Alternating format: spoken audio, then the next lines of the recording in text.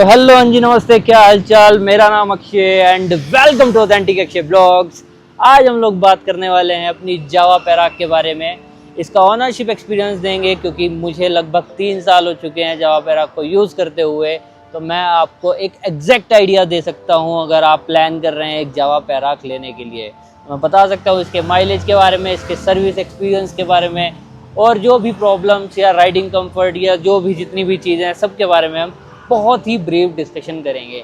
तो जानते हैं अपने 3 साल का सफ़र विद जावा पैराक। तो चलिए शुरू करते हैं। अगर जावा की बात करें तो जावा मेरी ड्रीम बाइक रही है और ये ड्रीम पूरा किया था मैंने नवंबर 3 को 2021 में। धनतेरस का वो दिन था और मुझे नहीं लगता उससे सही दिन, उससे अच्छा दिन, शुभ मुहूर्त इस बाइक के लिए और मेरे ड्रीम के लिए कोई दूसरा हो सकता था। अगर जावा की सबसे अच्छी बात करें तो जावा की सबसे अच्छी चीज़ मुझे लगी है इसके लुक्स, इसकी पावर। अगर आप एक क्रूज़र बाइक के अंदर एक स्पोर्ट्स बाइक की पावर ढूंढ रहे हैं तो जावा आपके लिए है।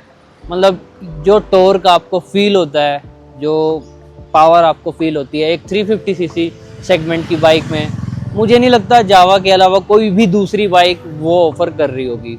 और स्पेशली पैराक, तो पैराक अपने आप में ही एक इमोशन है। It's not a bike, it's emotion. अगर मैं सबसे बुरी चीज़ की बात करूँ तो सबसे बुरी चीज़ लगती है जब कोई इसे कंपेयर करता है रॉयल इनफील्ड के साथ और लोग मुझे बोलते हैं आपने रॉयल इनफील्ड क्यों नहीं ली, जावा पैराक को क्यों ले ली।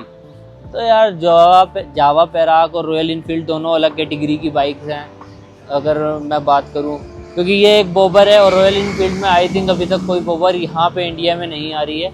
तो रॉयल इनफील्ड में जो कैटेगरी ही नहीं है आप उसे जावा पैराक के साथ कैसे कंपेयर कर सकते हो।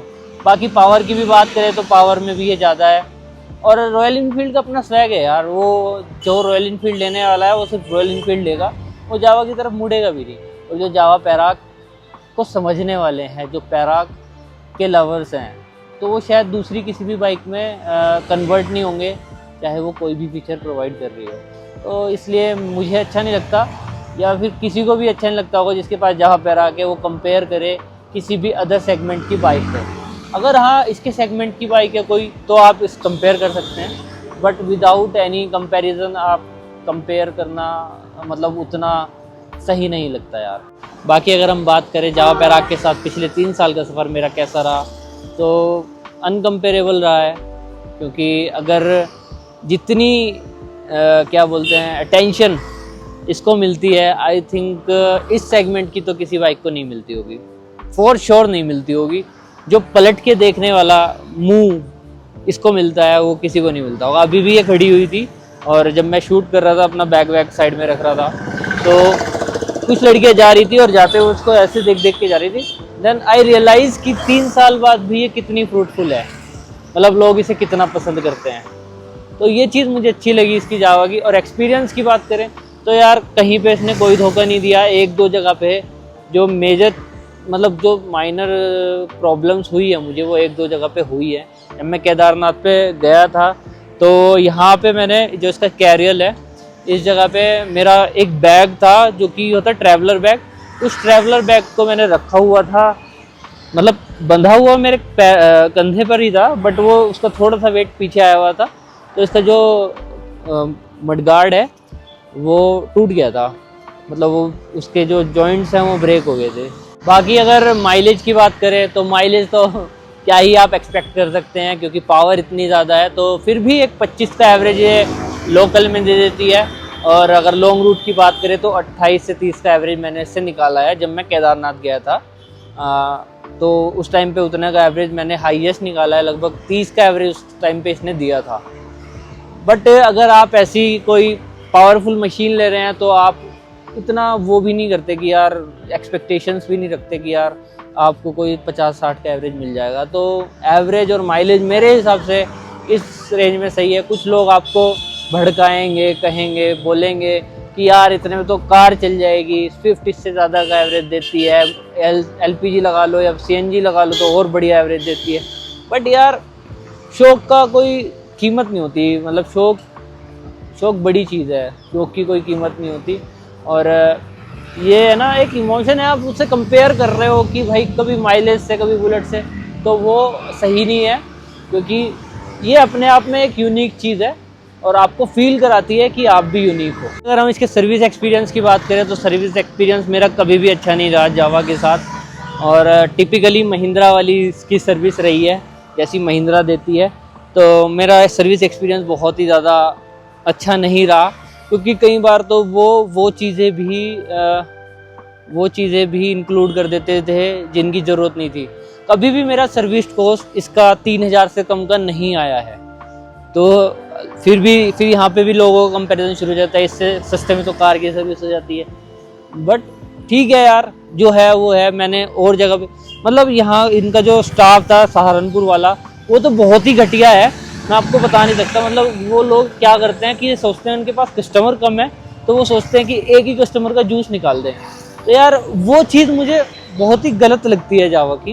बाकी सर्विस वाला एक घटिया इंसिडेंट मेरे साथ तब हुआ था जब मेरी बाइक का अपने आप ही इग्निशन चलना बंद हो गया था और मैंने इसकी एक्सटेंड वारंटी ली हुई थी। बट वो क्लेम करने से ही मना कर रहे थे, कह रहे कि हम क्लेम नहीं कर सकते, ये तो कुछ फिजिकल डैमेज है। मैंने कहा फिजिकल डैमेज कैसे हो सकता है, फिजिकल डैमेज कैसे हो सकता है जब इसका इग्निशन अपने आप बंद हुआ है। तो बहुत ही ज़्यादा उसके लिए मैंने मेल वेल करी, तब जाके मुझे उसका थोड़ा सा क्लेम लिया। बिल आया था कुछ 2700-2800 रुपये का, 3000 का आई थिंक। बट उन्होंने फिर भी मुझसे 1000 रुपये लिए थे। तो वो बहुत ही डिस्गस्टिंग मुझे इनका स्टेप लगा था कि यार ये बहुत ही वाहियात चीज़ लगी मुझे उनकी। तो वो भी सर्विस का पार्ट तो सबसे ज़्यादा वर्स्ट है इसका। बाकी लोग क्रिटिसाइज़ करते हैं इसकी ग्राउंड क्लियरेंस के लिए, बट मैं बोल दूँगा कि ग्राउंड क्लियरेंस इसका कोई ड्रॉबैक नहीं है, बल्कि इसका एक पॉजिटिव पॉइंट है। जितनी नीची गाड़ी ये लगती है उतनी ही प्रीमियम ये लगती है। और जब कॉर्नरिंग आप करते हैं माउंटेन्स पे या कहीं ऐसी जगह पे जहाँ हो सकती है, तो आपको फील होती है इसकी ग्रिप कि कितनी सॉलिड इसकी ग्रिप है। जब ये रोड से चिपक के चलती है तो आपको वो फील होगा। तो मैं बोलूँगा वो उसका पॉजिटिव पॉइंट है, वो कोई नेगेटिव नहीं है। बाकी छोटे मोटे गड्ढे में निकल जाती है और बड़े गड्ढों में तो कोई भी बाइक को लगी जाएगी। तो मुझे नहीं लगता है इसका कोई नेगेटिव पॉइंट है। 3 साल में मेरी बाइक मुश्किल से 1-2 बार किसी बड़े गड्ढे में लगी होगी, अदरवाइज़ कहीं पे नहीं लगी है। सब बढ़िया है मेरे हिसाब से, फुल रिकमेंडेशन है आपको जावा पैराग के लिए। और 3 साल में मेरा कोई ऐसा अजीब सा कोई एक्सपीरियंस नहीं रहा। मेंटेनेंस काफ़ी हाई है, वो आप पहले ही सोच के चलना कि मेंटेनेंस तो हाई रहेगी ही, क्योंकि आप एक बीस्ट ले रहे हो, कोई बाइक नहीं ले रहे हो। तो उसमें इतना सोचने वाली बात नहीं है। अगर आपका मन है तो इस बाइक के अंदर कोई ऐसे मेजर ड्रॉबैक्स मुझे नहीं लगते, ना मैंने फील किए। जहाँ पे भी चलती है दब के चलती है, इम्प्रेशन क्रिएट करके चलती है। और अगर आपका सपना है तो अपना सपना पूरा कीजिए। मेरी तरफ से पूरा थम्स अप है इस बाइक को लेने के लिए। बस एक जो बड़ा ड्रॉबैक है वो इसकी सर्विस है। अगर इसकी सर्विस सुधर जाए तो शायद ये बीट कर दे एक बड़े सेगमेंट की बड़ी बाइक को भी। तो इस वीडियो के लिए इतना ही। अगर आपको ये वीडियो पसंद आई हो तो प्लीज़ इस वीडियो को लाइक करना, हमारे चैनल को सब्सक्राइब करना, कमेंट सेक्शन में बताना आपको जावा का कौन सा मॉडल अच्छा लगता है। अगर जावा पैराग अच्छी लगती है तो जावा पैराग किस वजह से अच्छी लगती है। तो प्लीज़ लाइक करना मत भूलना और सब्सक्राइब ज़रूर करना। और यही था इस वीडियो के लिए। Thank you very much guys, have a nice day.